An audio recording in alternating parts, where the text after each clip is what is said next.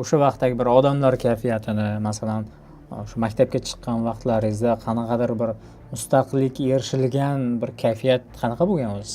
Chunki 95-96-yillarda juda O'zbekiston farovon bo'lib ketgan. Men esimda bor, talabaligimda juda to'qchilik bo'lib ketgan 97-98-yillarda. Haqiqatdan ham bir xalqmiz. Bunday qarasa, bizga tarjimon kerak emas. Biza masalan hozir men Turkmanistonga boraman desam, bemalol gaplasha olaman yoki Qozog'istonga. Bu og'aynimizda. Qirg'izlar bilan ham shu, tojiklar bilan ham shu. Ya'ni hech kim bilan ishlamaymiz. Na Xitoy, na Rossiya, na Amerika va biz 2010-yillargacha 2010-yildan boshlab yopiq davlatga. Mustaqillikning ilk yillari va undan keyingi bir davrda tashqi dunyo va Markaziy Osiyo davlatlari bilan ko'p ham chiqisha olmadik-da. Shu jarayon haqida gaplashsak, nimaga bunday bo'ldi? Nima xalaqit berdi bizga? Assalomu alaykum. Bu yana tahlil. O'zbekiston mustaqillikka erishganiga mana 35 yil to'lmoqda. Shu nuqtai nazardan biz 35 yillik tarixni siyosatshunoslarimiz Farhod aka Karimov, Farhod aka Ismatulloyev va Umurbek aka Yusupovlar bilan siyosiy nuqtai nazardan bir sharhlashga, tasvirlashga harakat qilamiz. Umurbek aka, masalan, mustaqillikning ilk yillarida baribir yosh bo'lgansiz. O'sha e'lon qilinish qanaqa bo'lgan, nimalarni eslaysiz hozir? Shular haqida bir ilk mustaqillik yillaridagi bir tasavvur, taassurotlar haqida gaplashsak. Avvalambor rahmat. Endi bu geosiyosat emas, erkin bemalol fikr yuritadigan bo'lsak, endi shaxsiy hayotda olingan misollar. Men 7 yosh edim, mustaqillik e'lon qilinganda es hushimni tanigan edim. Juda yaxshi eslayman. Odamlarda bizlar endi xuddi bayramdek qabul qilganmiz. Odatda nima deydi, oila davrasida, televizor atrofida bo'lganda hamma narsa, hozir masalan internet, telefon bo'lgan bo'lsa, u paytda televizor o'sha tashqi dunyo bilan aloqa, umuman ichki hayot ham asosan o'sha rupor deymiz-ku, markaziy kanallar orqali e'lon qilinardi. O'sha oq-qora rangli televizorda o'sha mustaqillik e'lon qilinganda hamma xursand bo'lgan. Biz tushunmaganmiz nimaga xursand bo'lganmiz. Endi to'g'ri, mustaqillik Islom Abdug'aniyevich chiqib gapirganlarini eslayman. Haqiqatan ham u yillar farqli yillar bo'lgan, chunki men eslayman, mustaqillikkacha bo'lgan davr baribir sobiq ittifoq paytida ko'pchilik o'sha mahsulotlar oshig'ida keragidan oshiq olib qo'yilardi, zaxira yig'ilardi. Lekin mustaqillikni dastlabki yillarida biroz qiyinchilik bilan bo'ldi, chunki xuddi yosh mustaqil oilaga o'xshab endi chiqqan paytda mana birinchi so'm kuponlar paydo bo'lgan paytda biz uchun qiziq bo'lgan. Chekka navbatda turib narsa olish, shakar, o'sha keng iste'mol mollari, o'sha un, yog', shakar degan mahsulotlar chek bilan olinardi. U davrlar baribir o'zini qiyinchiligi bo'lsa ham o'zini fayzi bor edi, chunki ochidan o'lgan odam eslamayman, ochdan o'lib yoki ochlik qiynagan narsani eslab, to'g'ri qiyin bo'lgan, lekin bir o'ziga yarasha fayzi bor edi. Keyinchalik mana asosiy aytaylik maktablarda o'zgarishlar boshlandi. Asosiy biz his qilgan narsa ta'lim tizimida bo'lgan. Eski paytda o'sha sotsializm, kommunizm g'oyalaridan sekin o'sha tilga e'tibor berish boshlandi. Lotin tili, masalan, lotin yozuviga asoslangan o'zbek alifbosiga o'tish, o'sha jarayonlar bilan esimizda qolgan. Chunki har bir davrning o'zini ruhi, o'zini hidi, o'zini bir mazasi bo'ladi. O'sha xotiramizga muhrlanib qolgan narsalar menda aynan o'sha hayotimizdagi o'zgarishlar bo'lgan. Ya'ni o'sha paytda men 1-sinfga borganman, ayniqsa o'sha bizdan oldingi pionerlarni eslardim-da, chunki biz kichkina bo'lsak ham o'sha maktabga qarab kattalardan o'rganardik-da biz. Keyin maktablarning nomi o'zgardi. Strelkov nomidagi maktab edi, bizaniki keyinchalik u birinchi son o'rta ta'lim maktabi, keyinchalik Bechon Qozoqov bo'ldi. Nomlar o'zgarishni boshladi. Mana rus maktablar bor edi, Sug'urov edi, ularning nomlari o'zgardi. Ya'ni milliy ruhni biz o'sha ko'chishini ko'rdikda, ya'ni o'zbek milliy mafkurasini, ya'ni bizani g'oyalarimizni, bizani hayotimizga kirib kelishini biz o'zimizda his qilganmiz. Bizani avlod, men masalan baribir o'zimni o'rtalikda tug'ilgan bo'lganim uchun ikkita tomonni ko'rgan odam sifatida gapiryapman.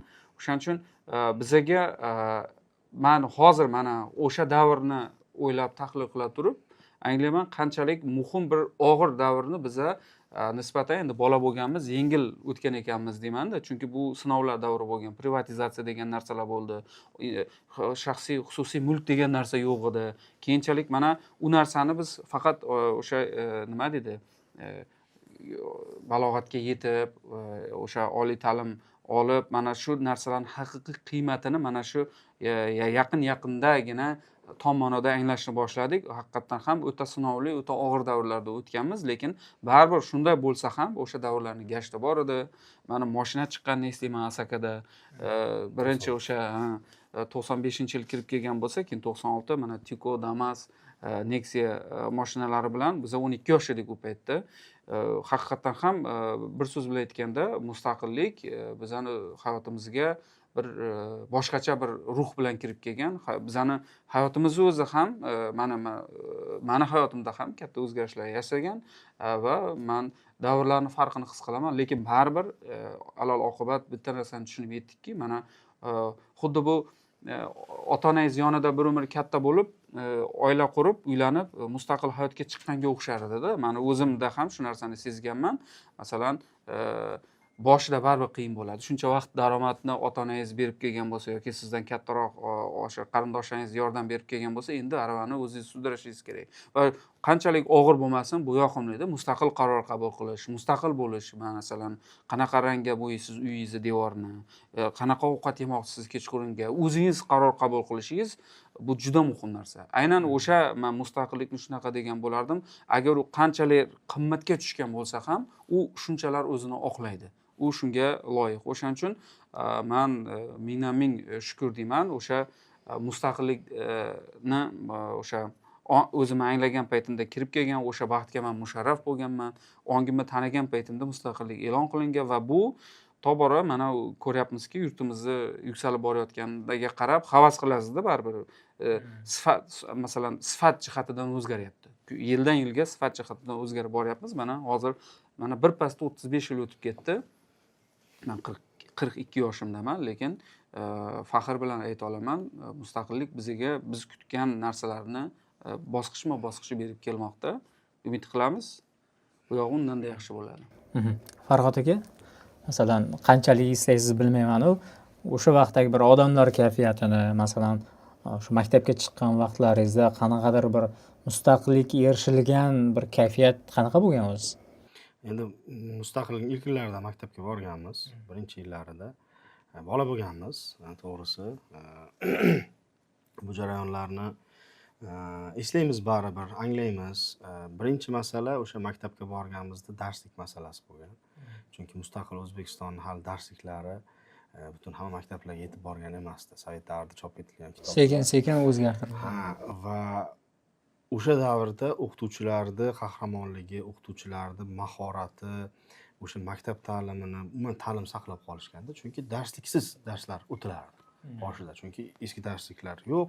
Ular umuman mafkuraga, kommunistik mafkuraga singdirilgan, sug'orilgan darsliklar, mustaqillik g'oyasini esa endi maktabga kirib kelgan bolalarga, yoshlarga tushuntirishlik uchun juda ham katta pedagogik mahorat talab etilardi va shuni o'sha davr pedagog o'qituvchilarimiz haqiqatan ham nima deydi, oliy baholarga amalga oshirishgan. Bizni singdirishgan, his qildirishgan. Men ko'p narsalarni eslaymiz baribir, to'g'ri. Iqtisodiy qiyinchiliklar bo'lgan, haqiqatan ham o'sha paytda kupon bo'lardi. Kupon, pulning yonida kupon yurardi. Ikkita pul bo'lardi, ikkita qo'lingizga narsa olib yurarsiz. Ham pul ham bo'lardi, ham keyin kuponingiz ham bo'lardi. Undan Sovet davridan qolgan pullarni esa biz bolalar bilan o'ynardik ko'chada. Ya'ni uni qiymati qolmagandi. Juda ham bir o'ziga xos davr bo'lgan. Odamlarda hali pasport yo'q. Ko'pchilik o'sha Sovet ittifoqining pasporti, SSRning pasporti bilan yurib, keyinchalik ham bu tizim joriy qilinguncha mana shunday bir og'ir jarayonlarni biz ham guvohi bo'lganmiz-da. O'sha masalan kimdir o'sha xorij deganda Sovet parchalanmasidan oldin Sovetning qaysidir bir hududida bo'lib turib, o'sha yerda o'qishni tugatib, qaytib kelganda, misol uchun ular o'sha yerda fuqarosi bo'lib qolgan holatlar ham bo'lgan. Lekin O'zbekiston fuqarosi bo'ldi. Xullas, ko'p masalalar, valyuta tizimi, masalan, 94-yilda milliy valyutamiz tasdiqlandi. Ungacha ma'lum bir bosqichlarni o'tkazdik. Eng asosiy meni yodimda qolgan narsa bu xususiy mulk.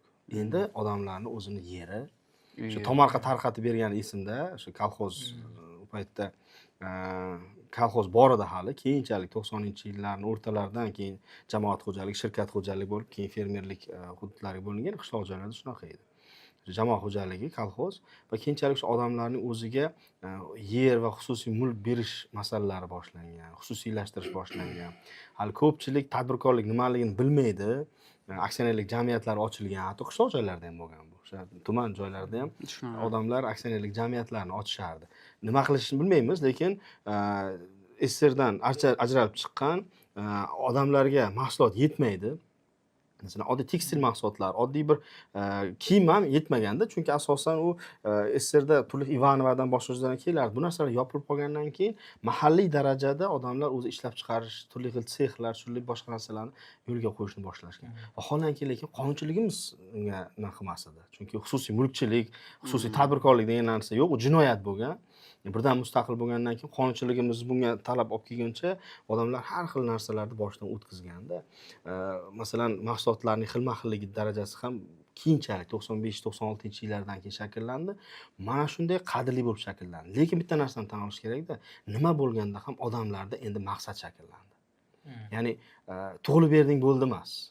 Qandaydir kommunistik, sotsialistik partiyaga yashaysan va qanaqadir kommunizmni hayotini yashaysan emas.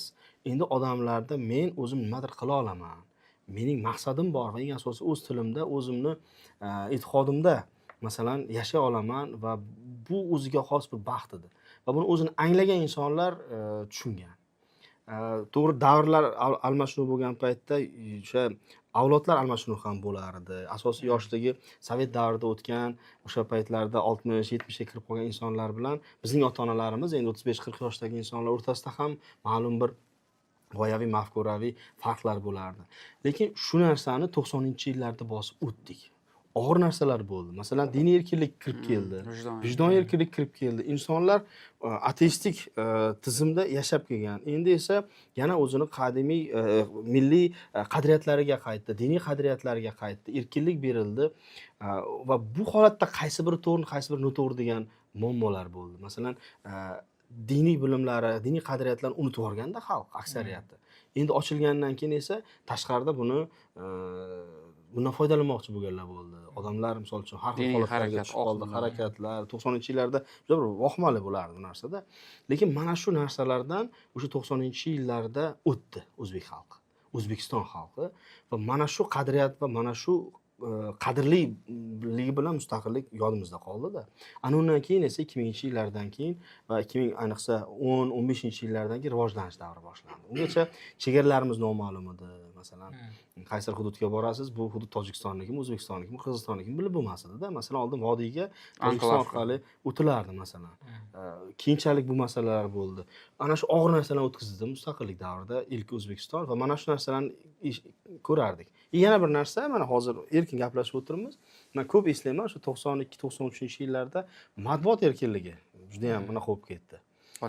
Ochiq televizorlarda masalan uni ko'rmaganda butun SSSR xalqi ko'rmagan. Endi esa odamlar chiqib tanqid qilyapti, ma'lum bir masalalarni ko'taryapti. Eng unaqasi muammolarni, ijtimoiy muammolarni olib chiqyapti va bu hukumat bilan muhokama qilinyapti. Mana shu davrlarni ham eslayman. 92, 93, 94-yillarda ayniqsa. Keyinchalik bu jurnalistika tizimi ham yo'lga qo'yildi. To'g'ri, endi orada ma'lum bir xavfsizlik, muammoli geosiyosiy masalalar bo'ldi Markaziy Osiyoda, lekin mana 2016-yildan keyin yangi davr ham boshlandi. O'sha nima deydi, so'z erkinligi va jurnalistik erkinlik, fikr bildirish masalalarini hozirgi kunda mana saqlab qola oldik va rivojlantira olyapmiz. Rahmat. Bu masalalarga yana qaytamiz. Farhod aka, sizda qanday xotiralar bor va qanday eslaysiz? Uni oldin bir narsani aytib bermoqchiman. O'zimda ham yaqinda bo'ldi. Bir yoshi katta insondan intervyu olishga borganimda, o'sha valyutalar almashish mustaqilliklarda shu ishxonamda menga mashina sovg'a qilgan. Endi uni sotib yubordim, endi pulini saqlab o'tiribman. Birdan jarayonlar o'zgarib ketgandan keyin bitta mashinani puliga 1 kilo go'sht ham ololmay qoldim. Lekin bunaqa o'zgarishlardan men roziman. 1000 marta deganda, ya'ni eslab yaxshi bir ma'noda aytib beryapti. Shunaqa xotiralar bormi, qanaqadir? Albatta, endi mustaqillik bo'lganda men 3-sinflar bo'lsam kerak, 3-4-sinflar edim. Birdaniga maktablarda milliy ruh ko'payganda, chunki lineykalarda bir begona g'oyani gapirib, haligi ana berardi-ku, mana cheslar berib yurgan paytlarida birdaniga behubudiylar, birdaniga avloniy milliy ruh, milliy madaniyatga o'tish boshlangan. Bu albatta xursand qilgan.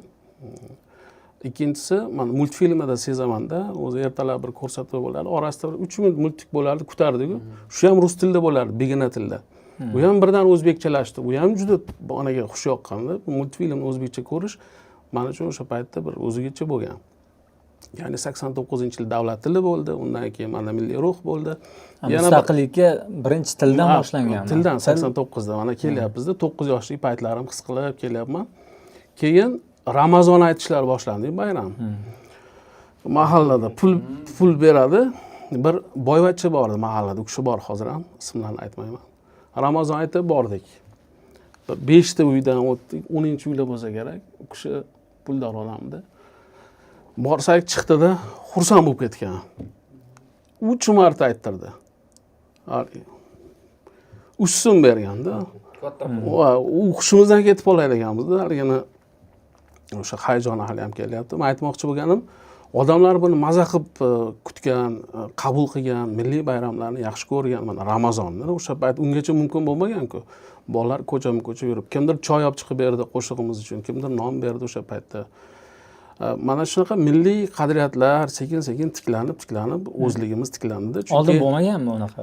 Mana endi unaqa ochiq diniy bayramga borib taqalgan Hayit, Navruzlar meni nazarimda 90-yillardan keyin kuchaydi. Balki ungacha ham bo'lgandir. Men endi o'zimda his qilmaganman-da. Men o'sha 89 dan keyingi hissiyotlarni aytyapman.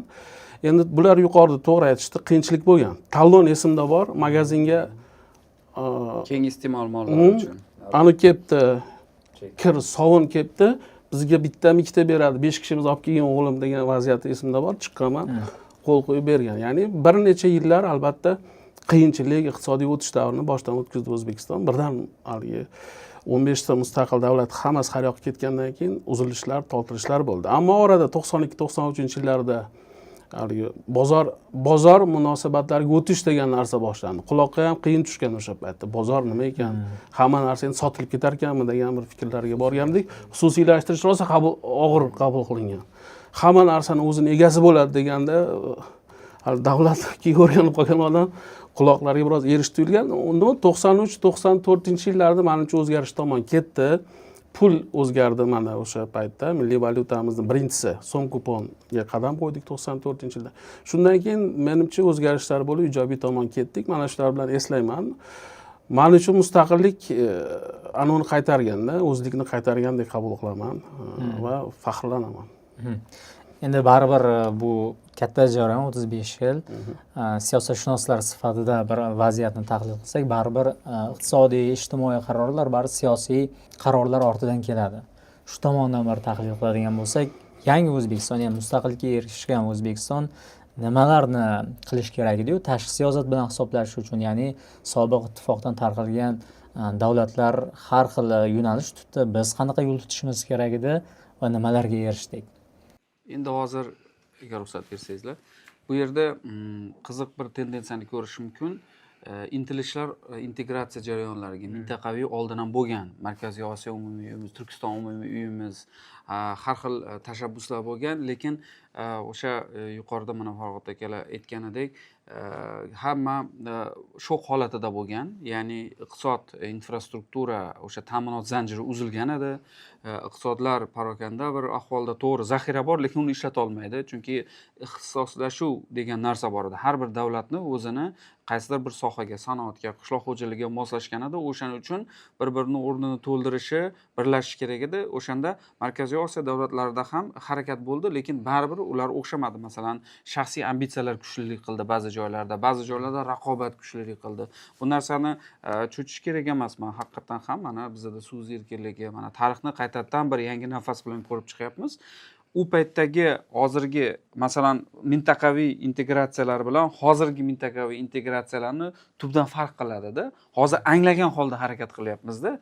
Hozir masalan oldin shu narsa masalan sobiq ittifoq davlatlari sifatida 5 ta Markaziy Osiyo davlati masalan ehtiyoj bu deb birlashishga harakat qildi, chunki bir ma'lum bir qism o'sha infrastrukturani birlashtiramizda yashaymiz degan bo'lsa ham, lekin o'sha shaxsiy ambitsiyalar, dunyoqarashlar, keyin xarizmalarning o'rni bor edi u yerda. Masalan, Nursulton Abishevich yoki Islom Abduganich, Imomali Rahmon, bu yerda esdan chiqarmaslik kerak, Tojikistondagi vaziyat bor edi, hali tinchimagan edi. Ko'p, masalan, Turkmaniston aynan neytralitetni e'lon qilib, juda qattiq xotalangan holatda qolgan. Uning ustiga Afg'oniston masalasi hali yangi tarix edi, hali esdan chiqmagan. O'sha 89-yil tugagan bo'lsa, 91-yilga nima, u 2 yil bor. O'shaning uchun u paytda obyektiv bir necha faktorlar bor edi. Mana hozirga kelib, o'sha paytda qilinishi kerak bo'lgan integratsiya tom ma'noda hozir qilinyapti.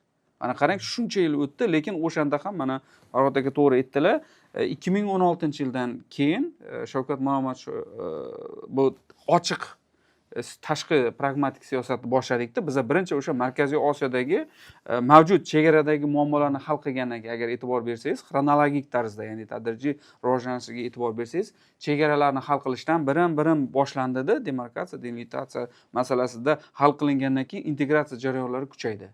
Aynan o'sha narsa o'zi aslida boshida bo'lishini kutgan edi odamlar, xohlagan edi.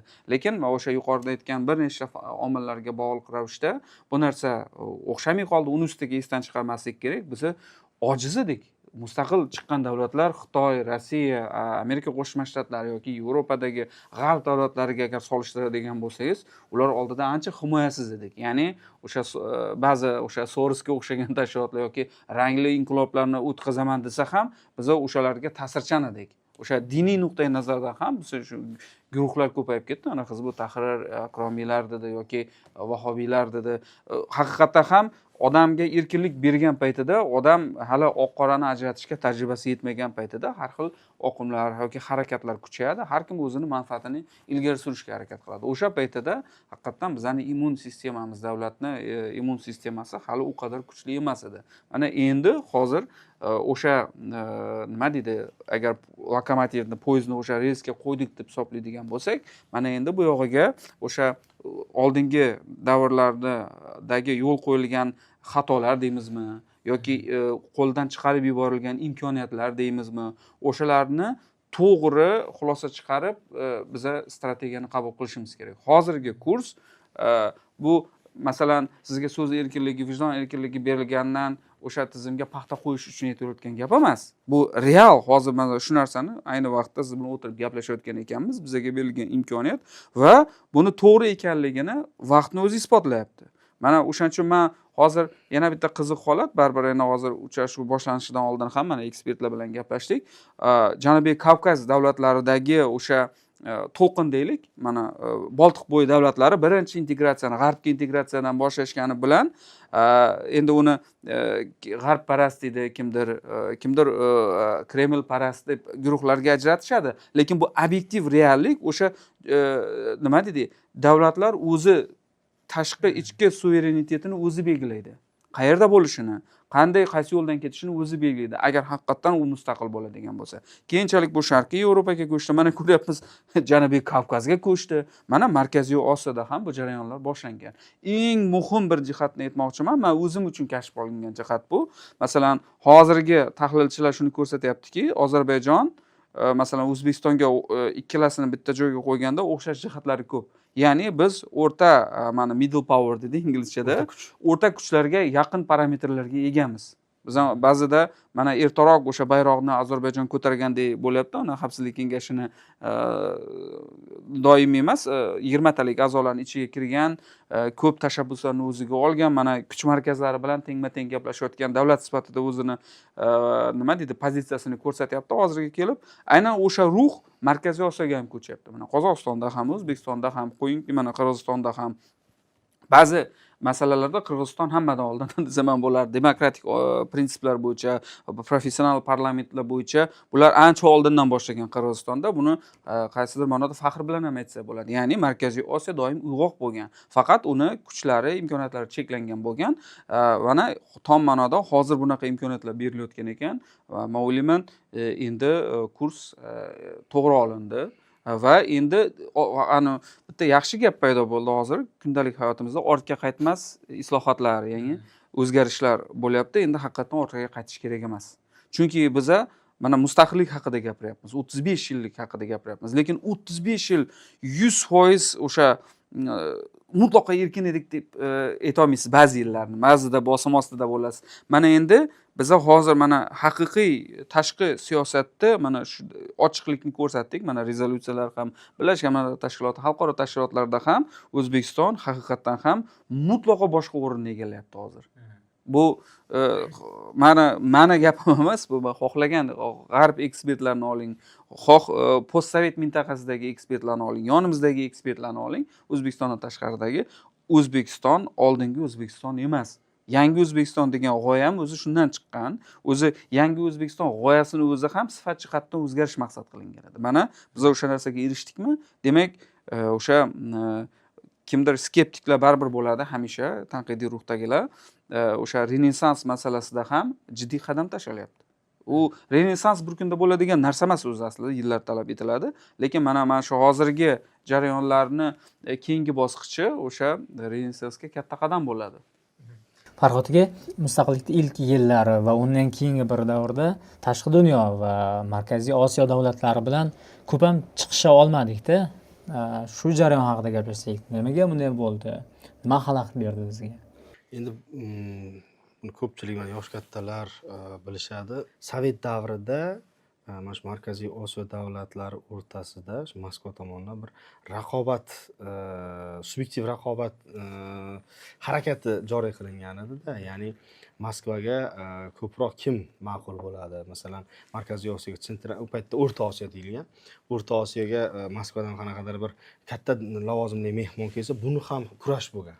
Masalan, shu Brejnev Toshkentga keladimi, Bishkekka keladimi yoki masalan Olmaotaga boradimi degan o'ziga xos bir subyektiv raqobat mexanizmlari bo'lganda va o'sha maktab, o'sha avlod, maktab avlodlari keyinchalik baribir mustaqil davlatlarda faoliyat yuritishdi-da. Va bu raqobat mustaqillik yillaridan keyin ham baribir saqlanib qoldi. Ya'ni kim o'zar bo'ldi, kim ko'proq kuchliroq, statistikalarni masalan boshqacha qilib ko'rsatish, kim qadimiyroq degan bir anaqa paydo bo'lib qoldi. Bir tushunarsiz narsa bo'lardi. Kim shahri qadimiyroq. Tarixiy shaxslarni tarix talashish. Masalan, mana bu toshga 3000 yil bo'lgan ekan, demak shu yerda 3000 yil oldin davlat shahar bo'lgan. Xullas, har haydamasa 10 ming yillik shaharlar paydo bo'lib qolardi yana, agar o'sha ambitsiyalar yana bir 10 yil paydo bo'lsa. Masalan, shaxslar, tarixiy shaxslarni talashish va holanki tarixda umumiy bo'lgan. Turkiston hududi, Mo'g'rinahr hududi umumiy bo'lgan. Yaqin-yaqingacha bu hamma madaniyatimiz, tariximiz, yutuqlarimiz bitta bo'lgan. Lekin o'sha davrda mana shu identifikatsiya deydi, identifikatsiya jarayonidagi bir nuqsonlar ham ko'rinib qoldi. Ya'ni masalan 20-asrda boshida Yevropada milliy davlatchilik shakllandi, to'g'rimi? Ularda bu 20-asr boshlarida, 19-asr oxirlarida bo'lgan Yevropada. Identifikatsiya masalan, olimlar talashishgan, tarixiy shaxslanish, boshqasini talashishgan, har bittasi o'zini milliy davlatchiligini qudratli ekanligini ko'rsatishganda, bizda shu bir asr keyin sodir bo'ldi. Ming afsuski, bir asr keyin sodir bo'ldi, chunki biz mustaqillikni endi qo'lga kiritdik-da va milliy davlatchilik degan tushuncha ma'lum bir anaqalarga muammolarga uchradi. Identifikatsiya masalasi bo'ldi bu yerda. Mana endi kelib, mana 16-yildan keyingi davrda bor narsani bor deb aytish kerak. Markaziy Osiyo identifikatsiyasi bo'lyapti. Ya'ni mintaqaviy identifikatsiya. U davrda esa boshqacharoq edi. Va yutuqlar, masalan, qandaydir bir sport, katta xalqaro darajadagi sportlarda dunyo bir tomon bo'lardi. Markaziy Osiyo davlatlarining o'zi bir-biri bilan raqobat alohida bo'lardi. Masalan, Qozog'istonda nechta medal olindi, bizda nechta medal olindi. Birinchi avtomobil O'zbekistonda bo'lishi kerak, Qozog'istonda bo'lishi kerak, ishlab chiqarish degan bir raqobat. Vaholanki buni integratsiya qilib bitta klaster qilish mumkin edi-da. Mana shu bir ambitsiyalar, subyektiv ambitsiyalar davlatlarimizni bir-birini integratsiya qilishga qiyinlashtirdi. Ikkinchi masala ham bor, aholining soni. Farq katta edi-da. Masalan, Tojikiston, Qirg'iziston, Turkmanistonda aholi soni 2,5-3 million atrofida edi. 16 milliondan oshiqroq edi O'zbekistonda, 16 million atrofida edi yana Qozog'istonda. Keyinchalik bu odam sonining oshishi va demografik o'sish ham ma'lum bir darajada tashqi kuchlarga davlatlarni, xalqlarni bir-biriga gijgijlashga asos bo'lib qoldi. Ya'ni bular ko'payib ketyapti, bular ko'proq narsaga da'vo qiladi va tashqi o'sha mustaqillikni boy berib qo'ydi-ku endi. Masalan, Moskva yoki boshqa davlatlar, bu yerda yangi davlat paydo bo'lib qoldi. Endi bularni qayta ta'sir olish ambitsiyalari ularda ham bor. Shuning uchun ham bularni alohida muammolar shakllantirildi. Masalan, barcha davlatlar uchun xavfsizlik muammosi birinchi o'ringa qo'yildi va siz mustaqil bo'lganingizdan ham Moskvasiz yasha olmaysiz degan bir qarash bo'ldi. Ya'ni siz qanchalik mustaqil bo'lmang, biz bu ekanmiz mustaqil xavfsiz bo'la olmaysiz. Masalan, Tojikistondagi shu motostrelka diviziyasi masalan saqlanib qolindi, hatto kuchaytirildi. Ya'ni shu bo'lmasa, fuqarolik urushi ham bu yerda to'xtamaydi, Afg'oniston Tojikistonni yo'q qiladi, kelibsa egallab oladi degan masalalar bordi. Turli xil milliy etnik mojarolar ko'tarildi. Andijon voqealari, Namangan voqealari, misol uchun Toshkent viloyatidagi muammolar, voqealar, o'sha milliy etnik guruhlar o'rtasidagi qozoq-qirg'iz muammolari bu hattoki 2005-yilgacha davom etdi-da va 2010-yilgacha. Va bu jarayonlar davlatlarni integratsiya bo'linishini biroz chekladi. Xavfsizlik omili. Ya'ni o'ta katta ehtiyotkorlik shakllandi buning orqasidan. Ya'ni xavfsizlik ekan, xavfsizlik baribir anaqa qilish kerak ekan va alohida gaplashildi bu davlatlar bilan. Tojikiston bilan alohida gaplashildi, Qirg'iziston bilan alohida gaplashildi, O'zbekiston bilan alohida gaplashildi, Qozog'iston bilan alohida gaplashildi va hammasi bir-biriga nima qilib qo'yildi? Raqobat chiqib qo'yildi. Va bu ichki va tashqi omillar albatta ta'sir qildi. Chunki baribir o'sha Sovet davridagi maktabdan chiqqan kadrlar misol uchun raqobatini baribir saqlab qolishda nima qildi. Faqatgina bu o'sha terrorizm, ekstremizm xavfi bilan bog'liq emas. Bu muomil asosiy omil bo'ldi. Davlatlarning o'zi yopilib qolishiga. Ikkinchisi geosiyosiy 2000-yillardagi o'zgarish, balans. Ya'ni kimdir g'arb tomonga og'aradi degan masalalar ko'tarildi, kimdir sharq tomonga, ya'ni Rossiyaga bo'ladi degan narsalar bo'ldi. Masalan, Afg'oniston muammosi ham 2001-yildagi o'sha terakt yangi davrni boshlab berdi-da. Masalan, o'sha Markaziy Osiyo, O'zbekistonda va Qirg'izistonda harbiy bazalarning qurilishi bu yanada davlatlarni bir-biriga tashqi kuchlarning ta'siri natijasida qarama-qarshi qilib qo'ydi. Va bu va shunga o'xshagan omillar va hali yagona identifikatsiyaning mavjud bo'lmaganligi xalqlarimiz, davlatlarimizni bir-biridan uzoqlashtirib qo'ydi. Hattoki chegaralar yopilib qoldi. Masalan, Samarqand, Urgut hududlari bor. O'sha hududlarda masalan yarim urug' qarindoshlar Samarqand, Urgut viloyatida, yarimiz Tojikiston hududida, o'shalar ham yopilib qoldi. Hattoki shunaqa holatlarni bilaman, o'zim ham o'sha 2000-yillar boshlarida talaba bo'lganmiz. Bir kursdoshimiz yaqinimizni o'sha chegara hududlarida yashayotgani nima bo'lib qoldi? Aza bo'lib qoldi, janoza bo'lib qoldi. Qishloq O'zbekiston hududida, ular o'sha xilxonasi boshqa davlat Qozog'iston hududida. Elchixona orqali hal qilishdi. 3 kun misol uchun o'sha qabrga qo'yib kelisha olmadi. Mana shu darajadagi bo'lib ketdi. Bu yerdagi ambitsiyalar aholi, xalqlar, ayniqsa chegara hududlar o'zida his qilishdi. Lekin shukur, mana 2016-yildan keyingi o'zgarish haqiqatan ham O'zbekiston va markaziy tashqi siyosatda ko'p narsalarni hal qildi. Buni hozirgi yoshlar, mana 16-yilda masalan 10 yoshdagi bola buni anglamaydi-da. Hozir o'sha bolalar misol uchun 20 ga kirdi.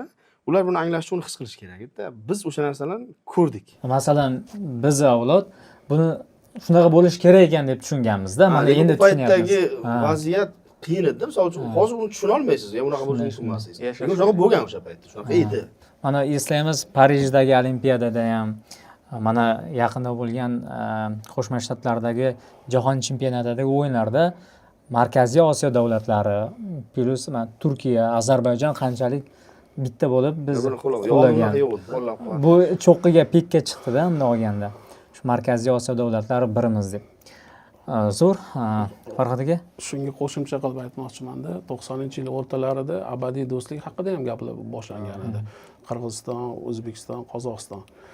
Mana Umrbek adashmasam Tojikiston bilan ham shu abadiy do'st maqomiga egamiz. O'zi hammasi bilan shu boshida o'zi shunaqa munosabat shakllandi. Bular integratsiyaga qadam qo'yishlari boshlandi, ammo xavfsizlik masalasi Farhod aka aytgandek, Tojikistondagi fuqarolar urushi va Afg'onistondagi birinchi Tolibonni hokimiyatga kelish notinchliklar hammasi mintaqada xavfsizlik uchun demak ko'proq harakatni kuchaytirib yubordi. va eng muhim jihat deb hisoblaganim ulug' og'aga bu mustaqilliklar unchalik ham ma'qul kelmadi. U harakat qildiki, Markaziy Osiyo baribir ham shu manfaatlar joyi unga tegishli degan o'sha nuqtai nazardan qaradi va har doim bu yerdagi integratsiyaga xalaqit qilib keldi. Va yuqorida mana Farhod aka ta'kidlagan etnik nizolarni keltirib chiqarishga urinishlar ham shu tagida shu yotadi. Mana 90-yillarda Qirg'izistonda, to'g'rimi? 2005-yilda, 2010-yilda mana ketma-ket shunday bu o'sha ulug' ayrim davlatlarni Markaziy Osiyodagi integratsiyaga demak qarshi turishga urinish edi. Qolaversa, o'sha paytda maqolalar chiqqan, men o'qiganim bor. Eng katta to'polon shu notinchlik, xuddi Tojikistondan ham battar holat O'zbekistonda bo'lishini o'sha paytda kutilgan, taxmin qilingan. Lekin buni demak oldi olingan, ko'p sonli 20 million qariyb aholisi bilan O'zbekiston shu yo'ldan tanlagan yo'li bilan chiqishga erishdi.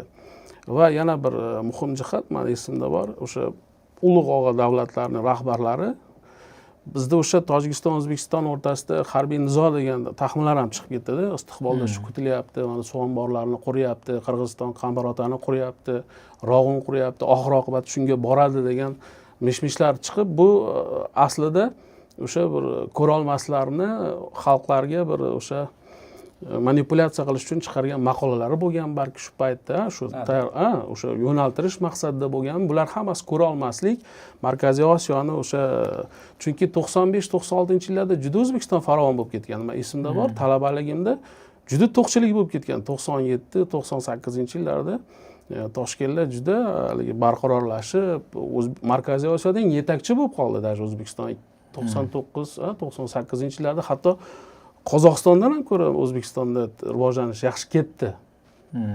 O'sha yillarda va bu jarayon oxiri mana 2000-yillarda xavfsizlikka tahdidlar oshib borgandan keyin mintaqada ko'proq xavfsizlik masalasi ustuvorlikka chiqdi va O'zbekiston dunyo uchun biroz yopiqroq siyosatlar yuritdi. O'sha paytda asarlar chiqdi-ku, xavfsizlikka tahdid, barqarorlik shartlari, umumiy xavflar ko'rsatib berildi, taraqqiyot kafolatlari va boshqalar. Mana shu sabab O'zbekiston 2005-yildagi voqealar sabab ayniqsa dunyo uchun biroz eshiklar yopildi. Ayniqsa G'arb bilan munosabatlarda bu yaqqol sezildi. Yaqinda Navoiyga borganimda, o'sha Navoiyni Qozog'iston bilan chegarasi hududida bir asli qarindoshlari Qozog'istonda ekan. Ya'ni chegarada 4 kilometr masofa bor ekan.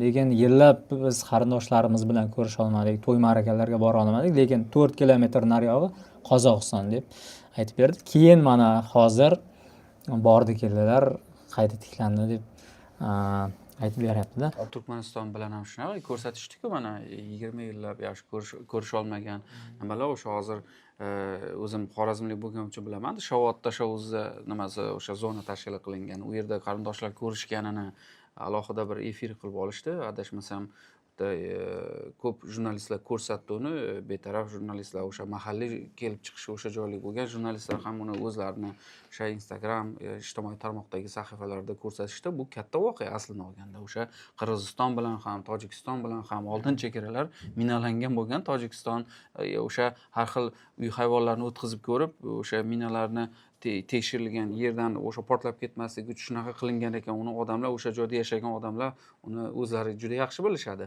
Hozir u narsalar yo'q-ku. Bu bor narsa. O'sha Xo'jand sammitidagi stella ham bu ramziy kuchli ma'noga ega edi. Chunki bu uzoq yillar davomida oddiy narsadek tuyuladi sizga, lekin shuni imkoni bo'lmagan. Mana endi o'sha narsani qilishdi. Mana hozir o'sha bitta ID kartani hozir o'sha Silk Road viza deydi, har xil opsiyalar taklif qilinyapti. Bu ertaga emas bu. Xuddi o'sha Ozarbayjon bilan O'zbekiston milliard dollar degan bu fantastika emas. Buni 2-3 yilda qilinadigan narsa. Biz qisqa vaqt ichida qilamiz deyishyapti. Xuddi shu narsa hozir aytilayotgan integratsiya jarayonlaridagi har bir tashabbus, bular hozir qilib bo'lmaydigan vazifa emas, balki rejaga aylangan narsada. Hozir ya'ni amalda qilinayotgan ishlarga ham kiradi. Hatto bir necha harakatlar qilingan. O'sha bojxona masalasida, chegara masalasida, o'sha ID kartalar masalasida u katta inqilobiy darajada o'zgarish. Oldin tasavvur qila olmasdik bu narsalarni. O'sha hozir chegaradan kirib chiqib yurgan odamlarni ko'rsangiz, u xuddi boshqa zamonga tushib qolganda edi. To'g'ri, qiyinchiliklar bor. Hozir provokatsiya ham qilishyapti. Yo'lda mana pulni shiladiganlar yoki bir qanaqadir bilmayman men, ana korrupsiya sxemalarmi yoki unaqa narsalar hamma joyda bor. Aslini olganda Amerikada ham bor bu narsa yoki Janubiy Sharqiy Osiyoda ham bor. Hech kim bundan istisno emas. Lekin bu narsani provokatsiya nuqtai nazaridan, ya'ni hech narsa bo'layotgani yo'q. Mana ko'ringlar, chegarada ahvol bunaqa deb yomon qilmaslik kerak-da. Imkon qadar masalan muammo bormi, o'sha narsani ko'tarib chiqish kerak. Qirg'izistonmi kim jazoladi-ku chegarachilarni, 20 nechtasini ham jazoladi, aynan o'shanaqa narsa bo'lgani uchun. Xuddi o'shanaqa qilib ko'rsatib, mayda holatlar. namoyishkorona mana shu jazolash kerak. Kim mana shu integratsiya jarayonlariga xalaqit berayotgan bo'lsa, kim chegarani ataylab qiyinlashtirayotgan bo'lsa yoki qanaqadir o'sha korrupsion sxemalar qilayotgan bo'lsa, ularni jazolash kerak. Chunki bu narsani dividendi kattaroq. Chunki men 3 so'm 4 so'm ishlayman deb turib, davlatlar integratsiyasini to'xtatish bu hech qaysi mantiqqa ramkaga sig'maydi. O'shaning uchun ham hozirgi jarayonda mana hozirgi rahbarlar hozir shunaqa bir yondashuv skeptiklar shunaqa yondashyaptiki, hozirgi rahbarlar o'zgarib qolsa keyin yana sekinlashib qolsa kerak degan versiyani ham aytishyapti. Men yo'q. Unaqa emas. Masalan, mexanizm kuchli yaratilsa, u shaxslarga bog'liq bo'lmaydi. Aynan o'shaning uchun ham hozir mana maslahatlash uchrashuvlari, o'sha har xil institutsional formatlarni shakllantirilayotganligi bejizga emas. Aynan o'sha mexanizm ishlasa, u kim bo'lishidan qat'iy nazar rahbar o'sha qabul qilingan umumiy integratsiya jarayonlariga, masalan, Markaziy Osiyo 2040 strategik rejasi aynan o'shanaqa formatlardagi munosabatlarga mo'ljallangan. O'shaning uchun ham hozir aholidan talab qilinadigan, ya'ni aholidan kutiladigan yordam shuki, mana shunaqa provokatsiyalarga berilish kerak emas. Biz o'sha haqiqatdan ham bir xalqmiz. Bunday qarasa, bizga tarjimon kerak emas. Biz masalan hozir men Turkmanistonga boraman desam, bemalol gaplasha olaman yoki Qozog'istonga, bu og'aynimizda. Qirg'izlar bilan ham shu, tojiklar bilan ham shu, bir-birimizni tushunib olamiz bemalol. Leksikon o'shaning uchun imkon qadar mana shu jarayonlarda odamlarni masalan siyosiy, huquqiy madaniyati, mana shu kechayotgan jarayonlarni tom ma'noda asl mohiyatini tushunib yetishiga qaysidir bir shaklda mana siyosatshunoslar, siyosatchilar yordam beradigan bo'lsa, biz maqsadimizga yetdik deb hisoblaymizda. Aynan maqsad ham shu, anglab yetish kerak, zarurat borligini, birlashish borligini. Bitta otda aytadi-ku, changi chiqsam dog'i chiqmas deydi, kuch birlikda deydi. Birlashadigan zamon hozir bo'lishadigan emas. Oldingi ko'rsatuvlarda ham gaplashganmiz. Aynan hozir bizda Markaziy Osiyo bilan masalan muammo qolmadi-da, hududiy bo'lsin, boshqa bo'lsin. Oldingi ko'rsatuvlarda aytilganki, bu aynan hozir dunyodagi talotuplar davrida bu juda muhim. Endi bizni hech kim gijgishlash uchun vosita topa olmaydi. Ya'ni muammo yo'q degan bir tahlillar bo'lgandi. Bu to'g'ri. Keyingi savolga o'tsam bo'ladi. Xo'p, baribir O'zbekiston bilamiz, muammoli bir Afg'oniston bilan chegaradoshdi va yirik davlatlarni bir e'tibor markazida edi Afg'oniston. Mana Xonoboddagi shu aviabaza masalasida qanchalik bir to'g'ri ish tutganmiz, muvozanatni saqlaganmiz, shu haqida gaplashsak. Baribir O'zbekiston 35 yillik tarixda muhim jarayonda tashqi siyosatida. Mana shu 99-yil voqealari o'zimizda ham o'tdi. 2001-yil dunyoda yangi bir geosiyosiy nima deydi, davr boshlandi. 2001-yilda shu Nyu-York voqealari, sentyabr voqealari yangi davr boshlab berdi. Har qanday davlatlar o'z tashqi siyosatini terrorizmga qarshi kurash nima deydi, tamoyili ortida legitimlashtirishga harakat qildi. Bu Yaqin Sharq mintaqasi, O'rta Sharq, ya'ni Markaziy Osiyo va unga tutash bo'lgan hududlarda o'zlarining geosiyosiy maqsadlari, harakatlarini shu bilan legitimlashtirishga harakat qilishdi. Kerak bo'lsa legallashtirishga harakat qilishdi. Hech kimga qarshi chiqolmasdi-da. Ya'ni terrorizmga qarshi kurashyapmiz desa, bo'ldi deydi. Ya'ni masalan bunga qarshi chiqsang terrorizm tomondamisan desa, misol uchun bu juda ham katta xalqaro bosim bo'lardi. Va mana shu 2001-yildagi voqealar mana shu bizning hududda bo'lganligi biz Markaziy Osiyo davlatlari uchun sinov bo'ldi. Biz mustaqil bo'lib tashqi siyosatimizni ko'p vektorlilikka o'tish davrini boshlayotgandik 2000-yillarda. Lekin aynan shu o'sha davrda hozir aytib o'tgandek geosiyosiy turbulentlik boshlandi. Yangi davr boshlandi va qutblar va tomonlar tanlash degan narsa paydo bo'lib qoldi. Hamma qandaydir bir mintaqaga yordam bermoqchi bo'lsa, investitsiya kiritmoqchi bo'lsa yoki bir qo'llab-quvvatlamoqchi bo'lsa yoki hech bo'lmaganda uning mustaqilligini tan olish uchun ham, uni xalqaro darajasidagi tashkilotlarga a'zo qilish uchun ham, legitimligini tanlash qilish uchun ham, ya'ni oddiy bo'lish kerak bo'lgan, xalqaro huquqda bo'lish kerak bo'lgan narsalarni ham siyosiy talablar asosida amalga oshirdi. Markaziy Osiyo o'sha paytda mana shu tanlovlar girdobida qolib ketgan, to'g'risini aytganda. Va O'zbekiston ko'p vektorli siyosatni qo'llash nuqtai nazaridan o'sha Amerika Qo'shma Shtatlari bilan hattoki NATOning tinchlik anaqasi bor. Tinchlik yo'lida Hamkorlik yo'lida o'shanga ham a'zo bo'lgan edik. Va bu xatti-harakatlarimiz qaysi qutbni tanlash emas, balkim ko'p vektorlikni ta'minlash degan masala bor edi. Lekin Markaziy Osiyo geosiyosiy manfaatlar to'qnashuv hudud bo'lganligi uchun Rossiya o'ziga kelib olgan edi. Parchalangan 2000-yillarda bu yerda Xitoy iqtisodiy taraqqiyotini ancha yuksaltirib olgan edi. Bu yerda Amerika Qo'shma Shtatlari, Yevropa Ittifoqi SSRdan, sotsialistik blokdan xoli bo'lgan geosiyosiy makon uchun kurashni boshlagan edi. O'zbekistonning bu harakati aynan terrorizmni yo'q qilish, O'zbekistonga markazga xavf solmasin bu terrorizm deb degan ma'noda berilgan qilingan qaror keyinchalik mana shunday siyosiy, geosiyosiy bosimlarga sabab bo'ldi. Va juda ham katta bosimlar bo'ldi bizga o'sha paytda. Demak, sen u tomonga o'tdingmi? Chunki raqiblar paydo bo'lgan geosiyosatda. Xitoy, AQSh, Rossiya, AQSh, Yevropa, misol uchun Rossiya va aynan shu manfaatlarni Markaziy Osiyo shularning hammasi bilan deyarli chegaradoshda. Rossiya bilan ham chegaradoshmiz. Xitoy bilan ham chegaradoshmiz. Amerika Qo'shma Shtatlari bazalar joylashgan hududlar bilan ham chegaradoshmiz. Yevropa bilan ham bir qismimiz chegara, masalan Qozog'iston orqali. Va mana shunday o'rtada qolib ketgan davlatlarning har qanday kichkina qarorlari ham noto'g'ri talqin qilindi. O'zbekiston bosimda qolib ketdi, to'g'risini aytganda. Keyin bizning Markaziy Osiyodagi davlatlarning, xususan O'zbekistonning har qanday qilayotgan siyosiy qarori nolegitimliklashtirishga harakat qilindi. Noto'g'ri qilinyapti, inson huquqlari cheklanyapti va hokazo va hokazo va hokazo. Va O'zbekiston mana shunday geosiyosiy o'yinlarning o'sha paytdagi jabrini ko'rdi. To'g'risini aytish kerak buni. Va hattoki Amerikaday o'sha yaqin davlat bo'lsa ham bu narsalardan biz yopildik. Ya'ni hech kim bilan ishlamaymiz endi. Na Xitoy, na Rossiya, na Amerika va biz 2010-yillargacha, 2010-yildan boshlab yopiq davlatga aylanib qoldik.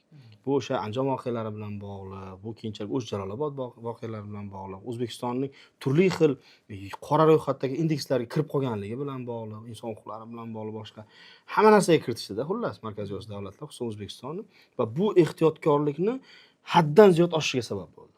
Bu O'zbekiston yopiq davlatga aylanib qoldi va bu keyinchalik bitta qilingan xatoni qayta takrorlanishiga olib keldi. Ya'ni biz xo'p bir marta shuni jabrni ko'rdik. Masalan, 2010-yildan 2-3 yilda ochilishimiz kerak edi. Yo, bu o'ta ketgan ehtiyotkorlik, ya'ni haddan oshiq ehtiyotkorlik ortidan juda ham qattiq yopilishiga olib keldi. Qolgan davlatlar bu nima deydi, risklardan yorib o'tishga harakat qildi. Misol uchun Qozog'iston o'sha paytda Markaziy Osiyoga kelgan asosiy investitsiyalarni qabul qildi.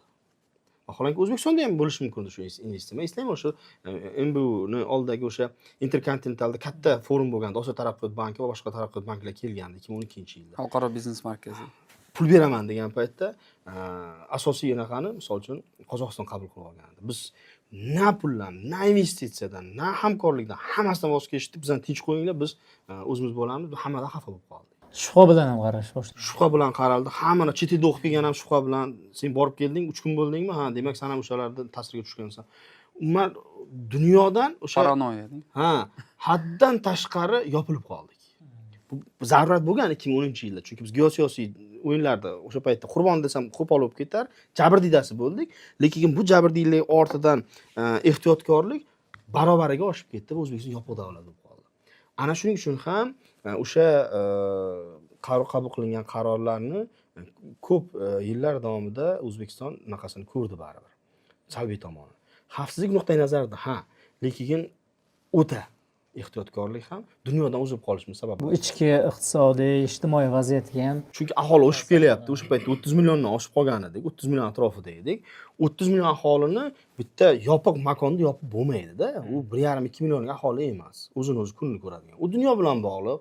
U dunyo bilan yashash kerak, investitsiyalar, texnologiyalar kirib kelish kerak, ilm, ta'lim, fan, innovatsiyalar hammasi bo'lishi kerak. Dunyosi jahon bo'lmaydi. iqtisodiyoti Jahon iqtisodiyotiga qo'shilishimiz kerak. Faqat o'zimiz ishlab chiqargan mahsulot bilan yasholmaymiz. Biz ham dunyoga chiqishimiz kerak, lekin ana shu davrni biz boy berib qo'ydik. Buni ham tan olish kerak. Lekin bu obyektiv va subyektiv omillar bilan ham bog'liq. Faqat buni subyektiv ham deyish kerak emas. Lekin mana 16-yilda mana shu to'siqlar, qobiqlar, yopilgan eshiklar ochildi. Va ana undan keyin yangi davrga biz qadam qo'ydik. Shu fikrga ikki og'iz qo'shimcha qilmoqchi edim. 2005-yildan keyin Yevropa bilan nisbatan yaxshi edi o'sha vaqtda. 2005-yil Yevropa ittifoqi tomonidan O'zbekistonga sanksiya e'lon qilindi, embargolar qo'llandi. Qancha shaffof tekshiruvlarga ruxsat berilsa-da, ular bir yoqlama o'sha ikki standartligini ko'rsatgan o'sha paytda va bu yopiqlik 2010-yilgacha davom etdi-da. Ya'ni Yevropa bilan bordik-keldik deyarli to'xtab qoldi. Turg'un davri bo'ldi bu. Vaholanki Yevropa mana hozir 2016-yildan ko'rsak, shunday talpinadi Markaziy Osiyoga. Bo'lar ekan mana aslida. Lekin o'sha paytdagi O'zbekistonni xavfsizligini himoyalash uchun qilingan sa'y-harakatlarni u tomondan bir yoqlama baholashdida. To'g'ri aytdilar, inson huquqlari degan bir har xil bola mehnati, majburiy mehnatlar degan narsalarni qat'iy qo'ydida, cheklovlarni kuchaytirib tashladi. Hatto ayrim chinovniklarning Yevropaga kirishi ham o'sha paytda taqiqlab qo'yilgandi. Hatto davlat darajasidagi tashriflar ham 2010-yilgacha deyarli amalga oshirilmadi Yevropa hududlariga. Bu albatta munosabatlarda turg'unlikka sabab bo'ldi. Savdo aloqalari Yevropa davlatlari bilan orqaga ketdi o'sha vaqtlarda. Bu vaholanki O'zbekistonning o'zini xavfsizligini ta'minlash uchun qilingan choralar edi aslida.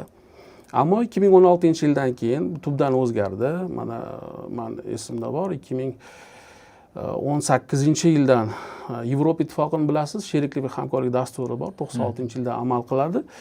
Yaqinda shu qayta yangitdan kengaytirilgan sheriklik hamkorlik dasturiga almashdi. 30 yil ishladida. Lekin bir yaxshi natijalarni ham bergan edi, ammo orada bir 10 yillik bu dastur deyarli ishlamadi. 2018-yildan keyin bu dasturni yangilash taklifi chiqdi, chunki Markaziy Osiyoda umuman iqlim o'zgardi.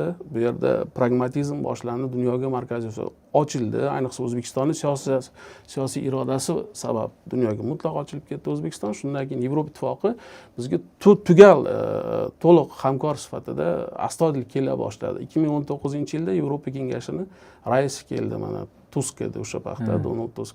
22-yilda Charles Michel keldi. 24-yildan keyin yana oxiri Antoni Koshta kelib ketdi, mana Samarqandda Yevropa ittifoqi Markaziy Osiyo sammitlari bo'ldi. Ya'ni bir Makron, Jorj Meloni, albatta Yevropaning yirik davlat rahbarlari oddiy to'ppa-to'g'ri Yevropa bilan juda yaqinlashib ketdik. O'sha bir vaqtlarda qilingan xatolar, hatto Makron aytdi-yu Samarqandda 20 yildan ortiq vaqt tashrif bo'lmabdi. Bu xatoni boshqa takrorlamaslikka va'da beraman degan bir hazilamiz mana. 30 yil François Mitterrand 94-yil kelgan bo'lsa, 2024 bo'lsa, roppa-rosa 30 yildan keyin Fransiya prezidenti keldida. Bu endi agar ruxsat bersangiz mantiqiy davom ettirmoqchiman. Sababi mana Farhodaga gapirgan paytida ham 10-11-yillar jahon o'zi mana siyosiy maydoni, iqtisodiy maydoni bo'hron ostida edi.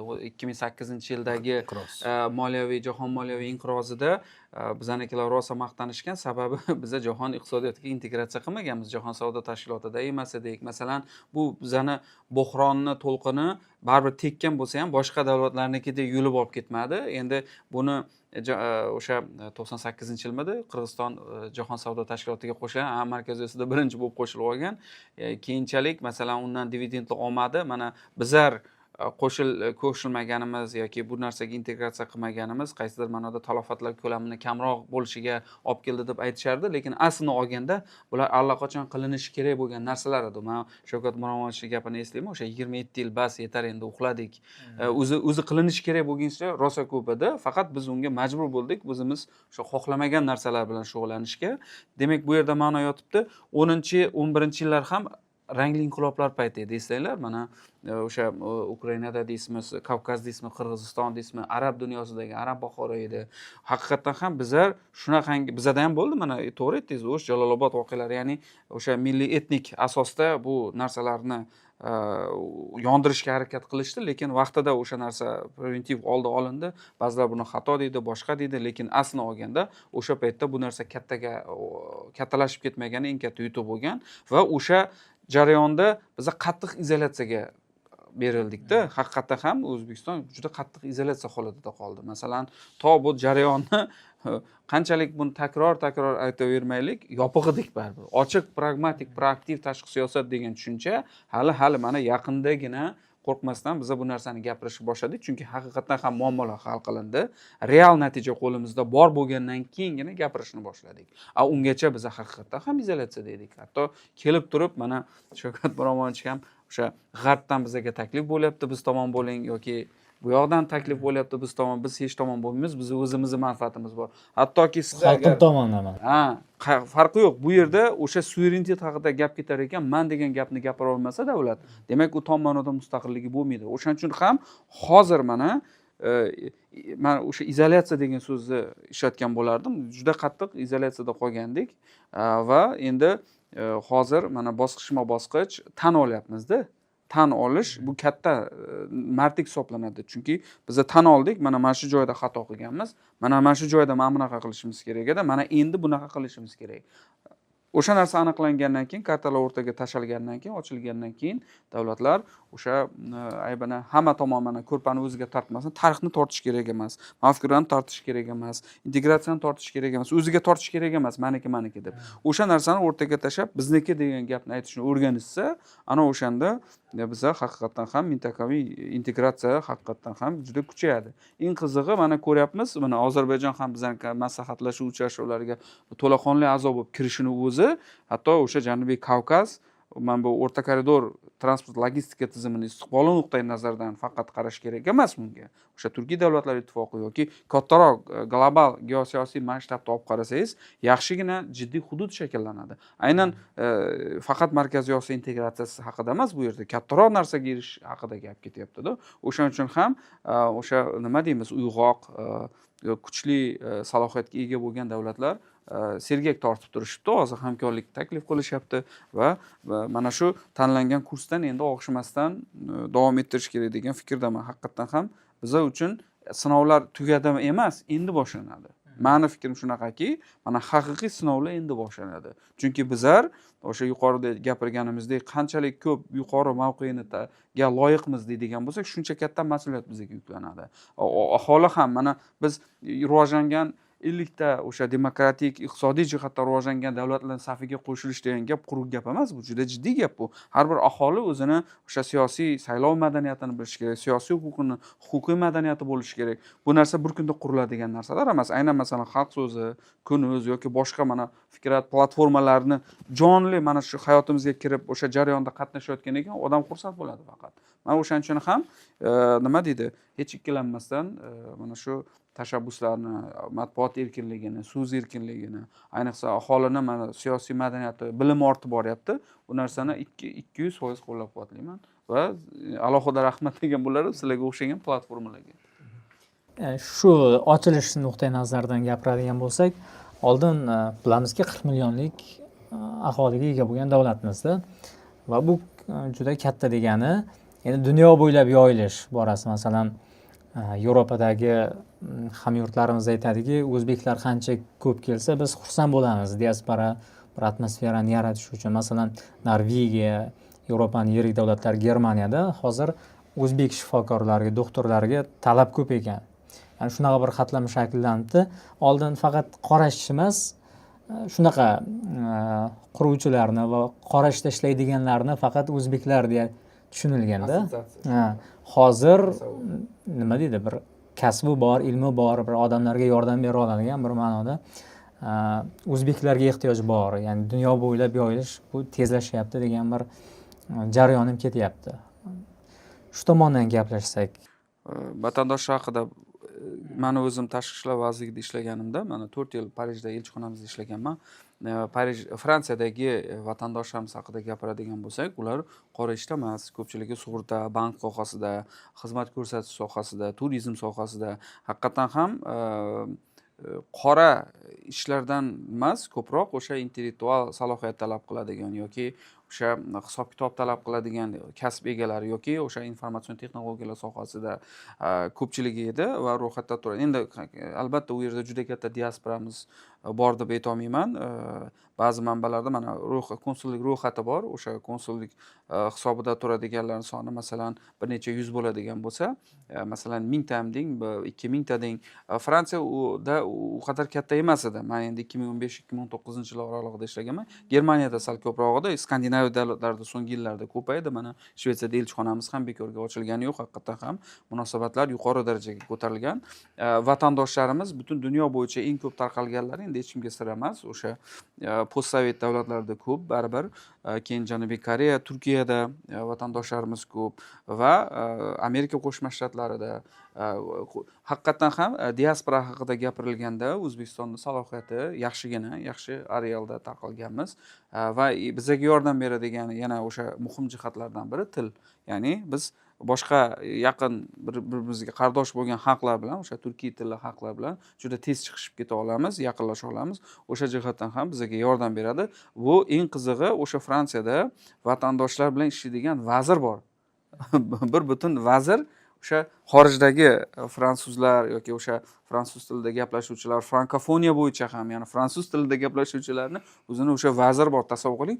Bu rivojlangan davlatlarda o'zini milliy o'sha millatini, xalqini qadrini yuqori baholaydigan, o'zini hurmat qiladigan davlatlarda alohida mana shunaqa yondashuv bor va bizada ham o'sha vatandoshlar bo'yicha ishlash tizimli tarzda amalga oshirilyapti. Mana o'shaning uchun mana hozir Tashqi ishlar vazirligi tizimida ham o'sha faoliyatni kuzatishimiz mumkin. Xuddi o'shanaqa trayektoriya bilan, shunaqa yondashuv bilan ish olib borilayotganini ko'rishimiz mumkin. Haqiqatan ham diplomatik vakolatxonalarimiz, ayniqsa konsullik vakolatxonalarimiz, konsullik xizmatlari juda tezlashgan. Oldingi mana e'tirozlar ko'p hali ham, chunki biza haqiqatan ham ba'zi davlatlarda teng taqsimlanmaganda, bitta elchixonada masalan ma'lum shtat odam bo'ladigan bo'lsa, masalan Koreyada 100 mingdan oshiq deydigan bo'lsangiz, Rossiya bilan solishtirib bo'lmaydi, milliondan oshib ketadi. Ular shtat soni 3 barobar ko'p bo'lgan taqdirda ham bu ya'ni o'sha keng ko'lamli ishni bittagina nima qila olmaydi. Endi o'shaning uchun ham butun Rossiya Federatsiyasi bo'ylab bir necha konsulliklar ochildi. Yangi diplomatik vakolatxonalarni, o'sha nima deymiz, konsullik vakolatxonalarining funksiyalari kengaytirildi. O'shaning uchun ham men o'ylayman, vatandoshlar bilan ishlash bu alohida yo'nalishga aylanadi. O'zbekistonda bu ishlatilmayotgan katta salohiyatlardan biri degan bo'lardim. Ishlatishimiz kerak va o'zi inson katta resurs deyiladi-ku o'zi. Eng katta resurs o'zi. Har qanday davlatni mana konstitutsiyamizda yozilgan xalqda, davlat hokimiyatining birdan bir manbai xalq. Davlatning kelajagi ham o'sha xalq bilan. O'shaning uchun ko'proq siz yuqorida to'g'ri ta'kidladingiz, o'sha stereotip, o'sha assotsiatsiyani yo'qotish kerakda. Uning uchun davlat ham yordam berish kerak. Haqiqatan ham mana yordam beryapti. Qora ishga emas, ko'proq o'sha o'qitib, mana hozir qilayotgan ish ham shu. Mana Progressiv islohotlar markazida ham shunaqa loyihalar bor. Mana Qatar bilan hamkorlikda qilinyapti. Malakali ishchilarni, professionallarni tayyorlash. Chunki qo'shimcha qiymat, mana qo'shimcha daromad deysiz, bu narsalar o'zi bo'lmaydi. Faqat bir davlatga nima deydi? Taalluqli bo'lib qolmayapmizda, masalan, Rossiyaga ishga ketadiganlar xuddi shunaqa. Diversifikatsiya qilish kerak. O'sha migratsiya, mehnat migratsiyasi agentliklari, umuman o'sha xususiy bandlik agentliklarini tashkil qilinishi, ularga ko'proq vakolatlarni berilishidan asl maqsaddan ham biz diversifikatsiyaga yo'naltirilgan. Ya'ni birinchidan yo'nalishlarni, davlatlarni o'zgartiramiz. Rivojlangan Sharqiy Yevropa davlatlari paydo bo'ldi. Ularga ishchilar ketyapti. Keyin mana Turkiya, Janubiy Koreya, masalan Avstraliya, Okeaniya yoki qo'yinki Amerika Qo'shma Shtatlari bir nechta areal kattalashgan. Aynan o'sha masalan birinchi geografik jihatdan, ikkinchi o'sha kasbiy malaka jihatidan va uchinchidan o'sha davlatni qo'llab-quvvatlash jihatidan haqiqatan ham jiddiy o'zgarishlar bo'lyapti so'nggi islohotlarda. Keyingi savolga o'taman, fikrlar bo'lmasa. Xo'p, oxirgi 10 yillikda masalan ikkinchi hukumat davrida eng katta ko'zga tashlanarli va dunyo davlatlari tomonidan e'tirof etilgani bu o'sha paxta masalasida, ya'ni maktab o'quvchilarining, bolalar o'sha mehnatini yo'q qilingani. Masalan, biz bilamizki, bir qishgacha maktabda dars bo'lmasdi. Shaxsan o'zim bilaman.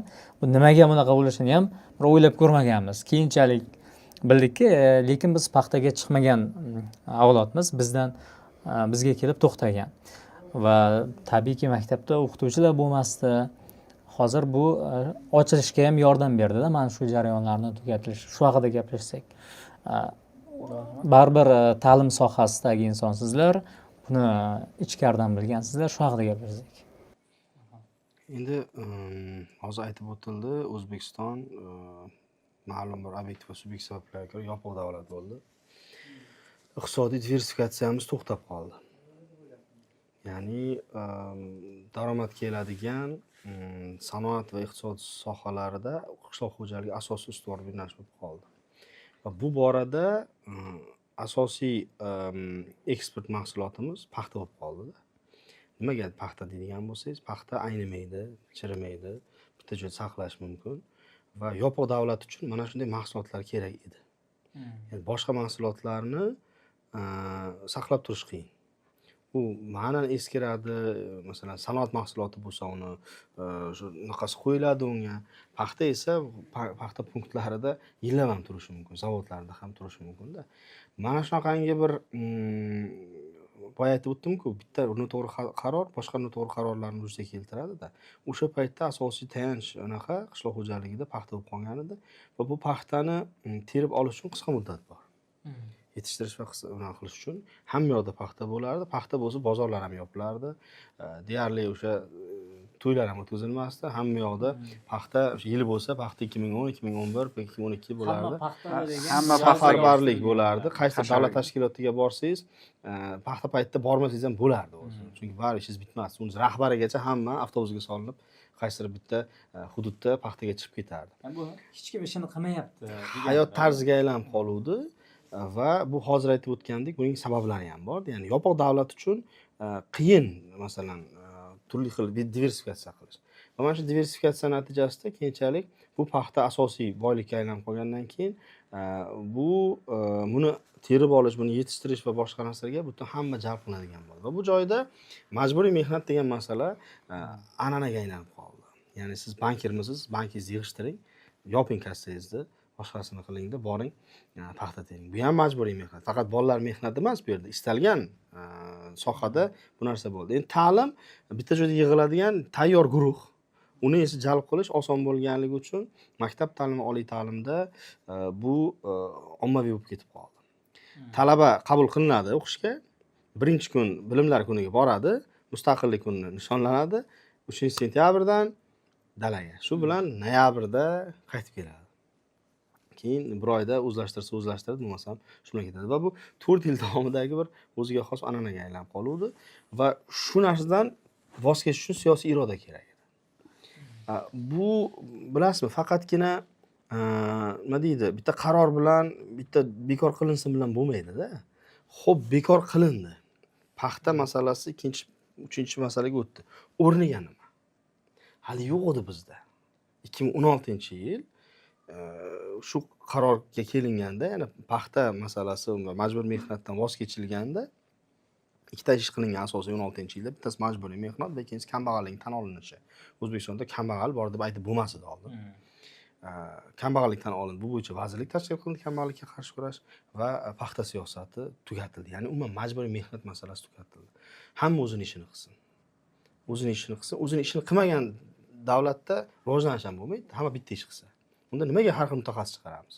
Bankir ham paxta tersa, o'qituvchi ham paxta tersa, shifokorlar, vrach ham paxta tersa, unda kasbni nima qilamiz ko'paytirib? Hammani paxtakor degan mutaxassis beraylik, oliy ma'lumot degan o'sha paytdagi bir hazil-homuz narsalar bo'lar, lekin jiddiy narsalar edi. Va buni bir kunning o'zida siyosiy iroda ko'rsatib davlat rahbari bekor qildi, hamma xursand bo'ldi. 3-kunmi, 4-kuni paxtada yurganimizda qaytganmiz, men eslayman. O'sha talabalarda olib borgan edik. Men aspirant edim bu paytda. Doktorant edim. Talabalarni bosh bo'lib olib ketuvdik. 3-kun endi dalaga yondashamiz deganda paxta bekor bo'ldi deydi. Qaytib keldik. Bu xursandchilik edi. Lekin buni ortida hali iqtisodiyot diversifikatsiya bo'lmagan sharoitda yashayotdik-da. Xo'p, paxtadan voz kechdik. Tushumni nima qilamiz? Valyuta nima bilan tushiramiz? hali dunyoga ochilganimiz bilan ma deb hamma bizani investitsiya kelib katta sanoat zavodlar ochilib hamma yoqqa unaqa bo'lib ketganimiz yo'q deyildi. Lekin o'sha paytda to'g'ri qarorlar bilan davlat va jamiyatni olib chiqib ketildi va bu 2 yil davomida og'ir unaqalar bilan ketdi. Qachondir bo'lish kerak. Og'riqli kechdi. Og'riqli kechdi, chunki diversifikatsiya bo'lmagan, hozir aytib o'tgandek, valyutadan faqat paxtadan tushadi. Asosan. Va og'ir kechgan bu qaror ortidan baribir to'g'ri qaror bo'lganligi uchun keyinchalik biz 10 yillar davomida qilish kerak bo'lgan 2 yil ishda qildikda va nima deydi, keskin iqtisodiy buzilishlar sodir bo'ldi-da. Buning ortidan keyinchalik dunyo ham e'tirof etdi. Ular ham ishonmaganda, har qanday siyosiy lider kelsa ham, davlat lideri kelsa ham buni 1-2 yilda qila olmaydi. Buni chunki davlatning hayot turmush tarziga aylanib qolgan narsani 1 yilda 1 kunda bekor qilib bo'lmaydi deganida. Uni ko'p olimlar tan olishadi. Masalan, o'sha xorijda bo'lganingizda ham shov-shuv bo'lib ketgan. Birlashgan Millatlar Tashkiloti darajasida shov-shuv bo'lgan. O'zbekistonda majburiy mehnat to'xtatildi deb. Hatto paxtalarimizga anaqa ham qo'yishgan edi, sanksiyalar qo'yishgan. Yechildi-ku keyin. Ha, va o'zlari ham ishonishmaganda, O'zbekistonda mana degan o'zgarish bo'lsa ham, islohot bo'lsa ham bunga kamida 10 yil ketadi deyishganda, 1 kunda bo'ldi bu. 1 kunda bu siyosiy qaror qabul qilindi. Buni tushundi. Masalan, men o'zim shaxsan paxtada edim o'sha payt. Endi joylashganmiz, aytyapman-ku. Palatkalar olib, 2-3 tadan fartuklarni olib, talabalar bilan unaqa ishlarni olib borib, oilaviy muhitni tushuntirib, 1 oy, 1,5 oy siz ketmaysan-da. Lekin mana shu narsaga qaytdik va bu 1 kunda bo'ldi. Jamiyat buni og'irini deyarli sezmadi. Mana shu to'g'ri qarorlar, to'g'ri yechimlar va to'g'ri yo'nalishlardagi unaqalar sabab bo'ldi bunga. Iqtisodiyotga investitsiya olib kirildi. Masalan, asosiy manbasidan mosuvo bo'lgan xalq buni sezish kerak edi-da. Inflyatsiya maksimal darajaga chiqib ketishi kerak. Bozorlardagi narxlar 15 barobarga qimmat bo'lishi kerak edi. Lekin shu ish bo'lmadi. Paxta maydonlari qisqardi. Va buni albatta to'g'ri siyosiy qarorlar va to'g'ri strategiya bilan olib chiqildi. Buni tushungan ichidagi odam biladi. Ko'pchilik hayotda yaxshi bo'ldidan boshqa narsani sezmadik-da. Shuning uchun buni gapirish oson, lekin uni boshdan o'tkazgan, ichida yurgan insonlar, davlat xizmatchilari buni juda ham yaxshi bilishadi. Shu fikrga ikki og'iz qo'shimchada mana to'g'ri yuritilgan ijtimoiy siyosat muvaffaqiyatli tashqi siyosatga asos bo'ladi-ku. Mana shu bola mehnati maktab o'quvchisini ham olib borilishi, talabani ham olib borilishi dunyo hamjamiyatiga obro'yimizni ham tushirib qo'ygandi-da. To'g'ri aytdilar, qora ro'yxatlarga kiritib qo'yilgan. Hatto dunyo bozorida o'zbek paxtasini olmay qo'yishgacha borgandi-ku. Taqiqlab qo'yilishgacha borgandi. 2019-yilgacha bu taqiq hatto turdi-da. Buni to yechguncha to'pa-to'g'ri mana siyosiy iroda, bitta o'sha shaxsning qat'iy siyosiy irodasi sabab shu narsalardan mana O'zbekiston qutuldi. Hatto talabalikda borganimiz uchun biz o'ylaganmiz bekor bo'lganda. Unda O'zbekiston paxtasi terilarmikin, terilolarmikin endi talaba bormasa, o'quvchi bormasa ter bo'larmikin degan dastlabki yillarda shubha ham bo'ldi-da. Lekin mana bo'lar ekan-ku, xalqni o'zi terib muvaffaqiyatli bajarish imkoniyatlari ham bo'lar ekan. Shuning uchun majburiy mehnatlarning olinishi, hatto mana yuqorida Jahon savdo tashkilotini eslab o'tdilar-ku. 94-yilda ariza berganmiz, 2005da to'xtatib qo'ygan G'arbni bosimi bilan-da. Jahon savdo tashkilotida ham yo'qmiz-da, mana 2018gacha. Paxtamizni ham katta bozorlarda sota olmasdan juda qiyinchiliklar bo'lgan. 2-3 qo'llar orqali sotilgan, menimcha iqtisodchilar buni ko'proq biladi. Va mana o'shalarni bekor qilinishi mana dunyo bozorida o'zbek paxtasiga yana xaridorlarni ko'paytirdi. O'zbekiston ichida ishlab chiqarish klasterlari paydo bo'ldi. O'zimiz ishlab chiqara boshladik. Bo'larkan, qilsa bo'larkan. Xomashyo bazasidan ko'ra sanoatlashgan ishlab chiqaruvchi mamlakatga aylandik. Shu G7ga qo'shilish uchun juda yaqin qoldik, adashmasam, bitta davlat. Men qo'shimcha sifatida aytishim mumkin. Haqiqatan ham bu yerda o'sha boshqa turdagi mahsulotlarga e'tibor qaratildi. Masalan, dukkakli don mahsulotlari o'rniga, paxtani o'rniga va paxta qaramligidan ham qutulish degan narsa bo'ldi-da. Masalan, mana yuqorida Farhod aka to'g'ri aytdilar. Ya'ni bir xil turdagi mahsulotga iqtisodiyot qaram bo'lib qolgan ekan, u kuchli iqtisodiyot bo'lmaydi-da baribir. O'shaning uchun ham mana qishloq xo'jaligi mahsulotlariga bizning imkoniyatlarimiz katta. Yilda 300 kun quyoshli kun. Haqiqatan ham mana qishloq xo'jaligi mahsulotlari, ayniqsa meva, poliz ekinlari, undan tashqari o'sha bug'doy, ko'p boshqa sohalarga ham imkoniyat yaratildi. Bog'dorchilikka e'tibor qaratildi so'nggi yillarda. o'sha yayloq hududlari deydi, boshqa o'zlashtirilmagan yerlarni o'zlashtirish boshlandi. Agar sezgan bo'lsangiz, aynan o'sha vaqtlarda katta miqdordagi o'sha tashlandiq yerlarni o'zlashtirish boshlandi yoki o'sha daraxt ekishga, ko'kalamzorlashtirishga ham e'tibor qaratildi. Bu ham o'z o'rnida masalan daromad manbai, ya'ni diversifikatsiya deb yuqorida to'g'ri aytildi. Daromad olish mumkin bo'lgan boshqa yo'nalishlarga ham yangi yo'l ochib berdida, ya'ni harakat qilishga ochib berdi. Va bu narsani amaliy natijasini mana 10 yil o'tib oradan ko'ryapmiz. Haqiqatan ham bizda qaysidir ma'noda bu tamg'a sekin-sekin yechilyapti-da. Ya'ni paxtadan har qaysi o'sha bir nechta front bo'lgan bo'lsa, bolalar majburiy mehnat, bolalar mehnati, nima deydi, majburiy qaram o'sha iqtisodiyotni og'ir ahvolda ushlab turgan paxta deymizmi? Mana shu hammasidan birin-ketin yechib kelyapmiz-da. Hammasi yechildi desak ham mubolag'a bo'lmaydi. Uning ustiga mana Jahon savdo tashkilotiga O'zbekiston tarixida bunchalik yaqin kelinmagan, mana o'sha bir qadam deb turibdi. Haqiqatan ham muzokaralar muvaffaqiyatli o'tgan. Ma'lum bir obyektiv sabablarga ko'ra o'sha oxirgi muzokara holatida uni ham allaqachon nima deydi, deyarli hal qilishgan. Bu narsa vaqt masalasi ozgina. Men o'ylayman, yuqorida aytganimizdek, masalan, Jahon savdo tashkilotiga kirish bu o'ziga yarasha mas'uliyatda, u kirib olib turib bo'ldi emas. Bu subsidiyalardan voz kechasiz, teng raqobatni qo'llab-quvvatlashingiz kerak. Qo'yingki, bizani hozirgi kunda yashab turgan iqtisodiyotimizdagi shart-sharoit o'zgaradida. Xohlaymizmi yo'qmi, o'zgaradida. Shart-sharoit ishlab chiqaruvchilarga ham, eksportyorlarga ham, importyorlarga ham, bir so'z bilan aytganda juda katta mas'uliyat yuklaydi. Va o'ylaymiz, baribir o'shanaqa qiyin bo'lsa ham, mana yuqorida to'g'ri aytildi-ku, bu narsalar oson emas edi. Qiyin edi u. Lekin o'sha qiyin bo'lsa ham o'zining dividendini, o'zining foydasini baribir istiqbolda beradi. O'shaning uchun ham Jahon savdo tashkiloti borasida olib borilayotgan xatti-harakatlarni shaxsan bu meni subyektiv fikrim, qo'llab-quvvatlayman. Bu bo'lish kerak bo'lgan narsa bo'lishi kerak. Chunki bizlar oldimizga katta maqsadlar qo'yganmiz. Paxta deganda paxta juda ko'p kattani mehnat talab qilar ekan. Endi ko'p suv ichadi, uni ko'p mehr berish kerak, ob-havo bilan hisoblash kerak. Shuncha mehnat volga ham chiqishi mumkin-da. Shaxsan tanishlarga o'sha yordam berish jarayonida his qilganman. Nega paxta aynan deb. Lekin ikki oqlama standartlar ham bo'lgan. Masalan, jahonda paxta yetishtiruvchi 10 ta davlatni oladigan bo'lsangiz, hech kim kafolat bera olmaydi qaysidir birini paxtani terishda bola mehnati ishlatilmagan. Hindiston ham mana yetishtiradi. Men masalan, menga birov bu yerda majburiy mehnatdan foydalanilmagan desa, men juda qiyin deb ishonishim. O'sha masalan 1,5 milliardlik deyarli milliarddan oshiq aholiga ega bo'lgan davlatda majburiy mehnat ishlatilmasligi, lekin ularning paxtasi sotiladi.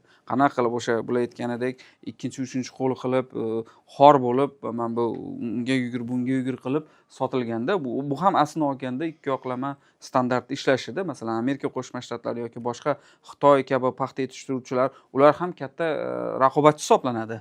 Ular uchun bunaqa sabab ko'rsatib boshqa, masalan, g'arb davlatlari yoki Yevropa ittifoqi deymizmi, boshqa davlatlar bunaqa sabab keltirib turganda, u raqobatchilarga qo'l keladi bu narsa.